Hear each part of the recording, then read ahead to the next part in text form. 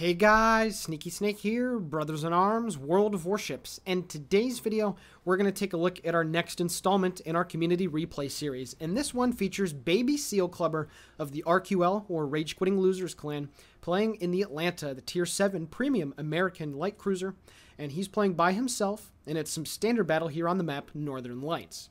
So if you'd like to send a replay into us, please send it to all lowercase, BIAworldofwarships @gmail.com. Please include the replay file, post-game screenshots if you have them, a brief description of the battle, and then if you'd like myself or Spider to do the commentary, you can also request for that as well.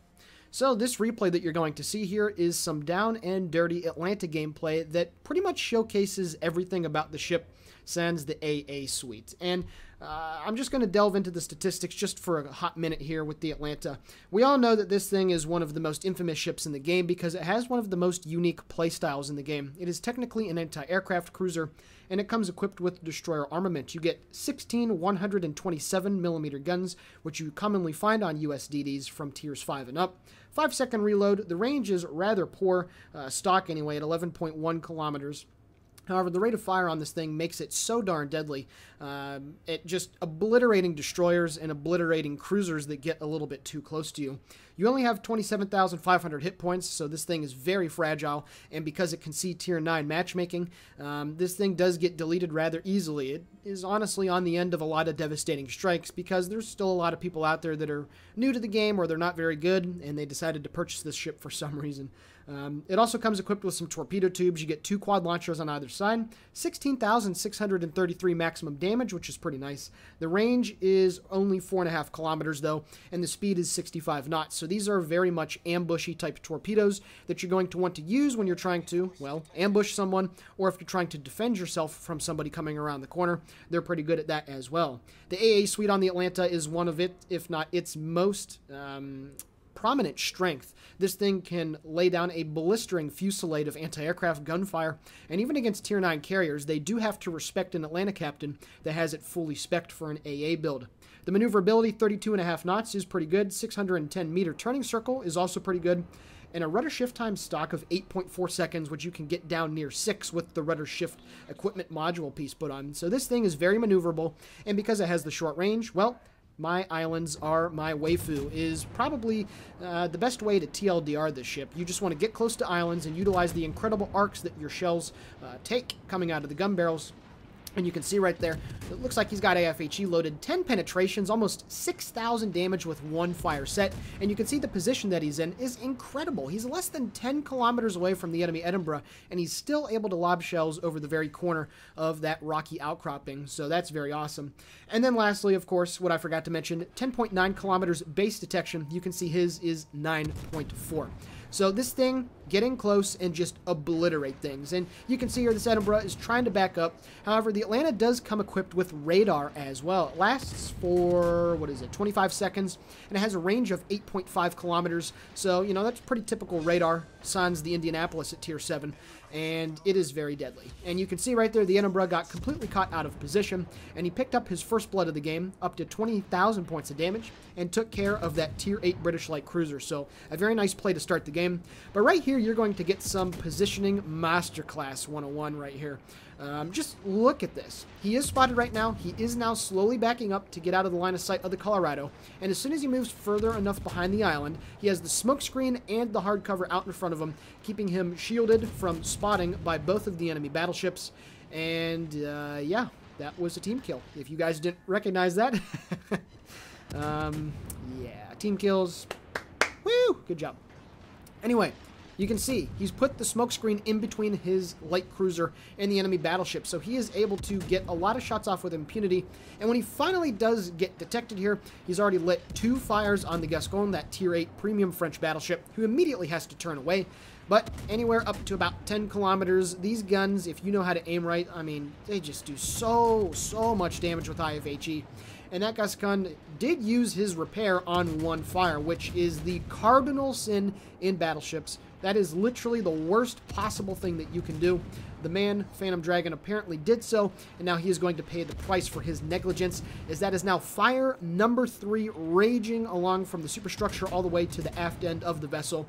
And this is hilarious for BabiSealClubber. He is indeed seal clubbing the heck out of this poor French battleship. He's already cracked 52,000 points of damage, and you can see with every tick it goes up by about 1,000 points, just a little bit over. That is just an incredible amount of damage. And yeah, that Gascon is going to die here in not too long worth of time, just because of the amount of fires that were set in the HE. The raw alpha damage is incredible.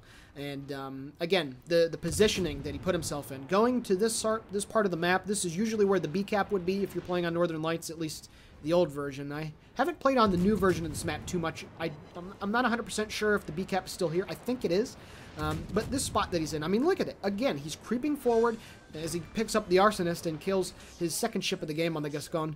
But you can see the position that he's in right now. He is so close to the island that's just off his starboard side, but these catapult launchers are just raining fire, death, and brimstone on all the ships that have ventured over here to the B-cap. And, you know, the one thing about the Atlanta compared to the Flint, which is the other Tier 7 Oakland-class, I believe, light cruiser, the thing is that, how do I put it? The Flint has access to smoke. So, you know, that's the reward ship that you get for playing enough seasons worth of ranked and getting to rank 1.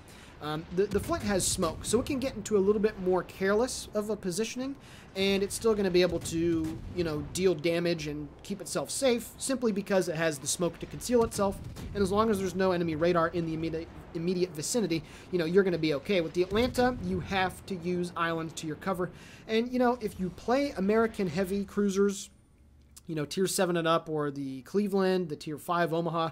Obviously, the split is coming where there's going to be the light cruiser and the heavy cruiser branch, but American cruisers in general just have these floaty arcs on their guns. And, of course, the Atlanta takes it to a bit of an extreme here with these 127 millimeters, but you know, maneuvering around in islands is something that you have to get good in with these cruisers. They have very high skill ceilings, but they also have rather high skill floors. I did a review on the Baltimore last year. I don't remember the month that it was in, but it's one of the most viewed videos on our channel, at least for our reviews. And if you go watch that gameplay, I'm hugging islands, trying to keep myself as close as possible, so I'm in a spot where I'm able to deal damage without taking any in return. And while that's the basic fundamental, you know, thing with the game, putting yourself in a spot, dealing damage, doing all that good stuff without taking any return fire or mitigating the chance of return fire, well, that is the fundamental principle of this game. The Atlanta really does take it to its zenith. Like, you really have to know where to go on the map. And, you know, look what BabiSealClubber has done here. He's moved into position, and he hasn't gotten but a couple kilometers away from any landmass, because he knows that getting close to the islands and lobbing shells over the corners and the crevasses and all that good stuff is just the way to play the ship. And honestly, so far, this replay, if he died right now, this would still be a very good game in the Atlanta. You know, dealing this much damage, that's perfectly fine. Getting a couple kills, getting a couple medals. There's still plenty more to do, of course, and we're going to enjoy that over the next few minutes. Anyway, I've been blabbering a little bit too much here, not about the gameplay anyway. It's 562 to 209 now. His team has killed 6 enemy ships while they've only lost 2. Now, the reason why I went to the free cam is you can see that he is detected by the enemy Otago, that Tier 8 premium Japanese heavy cruiser that's just off to his starboard side. However, it doesn't appear he realizes what's going on, and it's just now that he decides to check over his starboard side with the camera and realizes that there's an enemy Japanese cruiser bearing down upon his position. So now he has to make a very tough decision. Does he turn into the Bayern and continue to show broadside to the enemy Otago, or does he turn out and, you know, show broadside to the Bayern's 2 forward guns, but angling to the Otago? Because I'm sure the Otago might have launched torpedoes at this point, and the only mistake that that BabiSealClubber does in this replay really is he stays broadside right here. And now, of course, the Bayern is reloading, and he is going to take a decent hit right here. There we go, from the 2 forward guns, but a very attentive Otago player would have easily loaded some armor-piercing shot against him, and had a pretty good chance of deleting him, in all honesty, as one of his torpedoes does manage to slam home into the Bayern. The Otago's AP is not very good. The penetration on it is very lackluster. However, at less than 7 kilometers, BabiSealClubber would have been in a very bad situation if that Otago decided to load the armor-piercing, but fortunately for him, he does not. And not only does he secure the kill on the Bayern, but he also manages to take care of the Otago as well, picking up his 4th kill of the game, and he's also up to about 125,000 points of damage. So taking a great game already and making it an epic result. We'll see if he's going to be able to finish it off in style with a Kraken. Now you can see here on the minimap, the Fubuki was last spotted at Echo 9, and he makes the right play here. Instead of going on a wild goose chase and trying to go after a Japanese DD that could be ambushing him around the corner of the island, in all honesty, he decides to turn away. He does not have his radar ready to go. Still 45 seconds left until it comes back. So he made the very frugal, or not the frugal, he made the very right play to do. And he decided to about face, come back around, and see if the Fubuki was going to continue. You can see he was last spotted in Echo 8, or Echo 9, but he was moving towards the south. So he decided to come back around, and maybe the Fubuki is trying to screen for this Colorado that's over here. I'm not 100% sure, but you can see that he is getting some shots now at the enemy Colorado. Now, the Leningrad is spotting him from behind, if those of you are wondering why he is detected.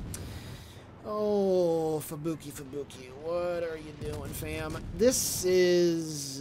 don't look, kids. Just look away. He picks up the high caliber and the Confederate, and this is Guadalcanal all over again. Maybe the history nerds out there will know exactly what I'm talking about, but nonetheless, the Fubuki gets taken care of as he picks up his Kraken Unleashed, his 5th kill of the game, and there are the inevitable Fubuki torpedoes, but that's a-okay because he sped up and he is going to be able to get out of dodge. So right there, in about 10 minutes worth of gameplay, probably about 8 minutes, 7.5 minutes once he started firing the guns, that is a crazy good game.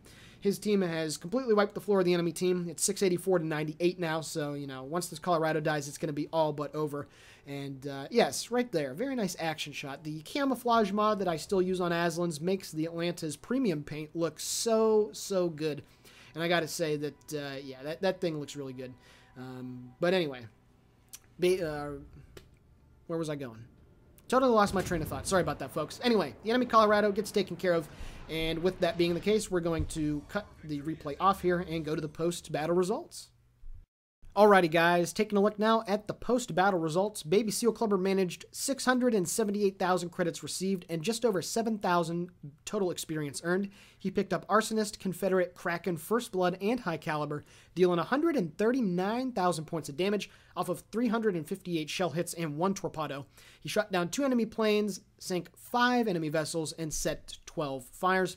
Taking a look at the team score, 2,354 base experience. That, good sir, is a very nice result. Now, of course, there's plenty better Atlanta replays out there in terms of base experience and whatnot, but if you're looking for just a good overall impression of what you can do with this ship, if you're a good enough player, like BabiSealClubber is, and you put it in the right situations, well, a map like this is just, you know, it's 7 heaven for this ship. It is incredible, the kind of damage and the kind of impact that you can have on the game.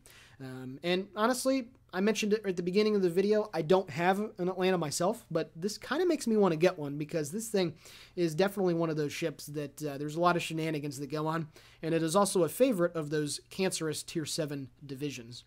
Anyway, thank you once again for sending in the replay, SealClubber. I had a joy commentating on it, as I'm sure you had while you played it. And with that being said, this is, of course, the Sneaky Snake for Brothers in Arms World of Warships signing off. Guys and gals, please consider giving the video a like, commenting on it, or possibly subscribing to the channel. All of it is very much appreciated, and have a fantastic day.